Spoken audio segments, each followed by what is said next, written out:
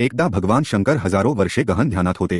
सृष्टीतील जीवांचे दुःख पाहून त्यांचे हृदय व्यथित झाले होते। अखंड तपश्चर्येनंतर जेव्हा त्यांनी डोळे उघडले तेव्हा त्यांच्या नेत्रातून ओघळलेले अश्रू पृथ्वीवर पडले। जिथे जिथे हे दिव्य अश्रू पडले तिथे तिथे रुद्राक्षाची झाडे उगवली। म्हणूनच रुद्राक्ष म्हणजे रुद्राचे अश्रू, महादेवांचे थेट वरदान। रुद्राक्ष हे फक्त बीज नाही, त्यात महादेवांची करुणा, तपशक्ती आणि संरक्षणदायी ऊर्जा भरलेली आहे। त्यामुळे रुद्राक्ष धारण केल्याने मन शांत होते, भीती दूर जाते आणि साधनेत गती मिळते। ही आध्यात्मिक बाजू झाली, पण यामागे शास्त्रीय आधारही आहे। काशी हिंदू विद्यापीठात झालेल्या संशोधनात रुद्राक्षामध्ये विशेष इलेक्ट्रोमॅग्नेटिक गुण आढळले, जे शरीरातील विद्युत व ऊर्जा संतुलन स्थिर ठेवतात। पाचमुखी रुद्राक्षामुळे हृदयाची गती स्थिर राहते, तणाव कमी होतो आणि मेंदूतील अल्फा वेव्ह वाढतात, ज्या ध्यान आणि शांततेशी संबंधित असतात। रुद्राक्षात कार्बन, हायड्रोजन, नायट्रोजन आणि ऑक्सिजन हीच तत्वे असतात, जी आपल्या शरीरातही असतात। म्हणूनच हे बीज शरीराशी एक अद्भुत रेझोनन्स साधते। काही प्रयोगात तर प्रत्येक रुद्राक्षाची ऊर्जा क्षमता वेगळी असल्याचेही दिसले आहे। म्हणूनच योग्य रुद्राक्ष निवडण्यासाठी जाणकारांचा सल्ला आवश्यक मानला जातो।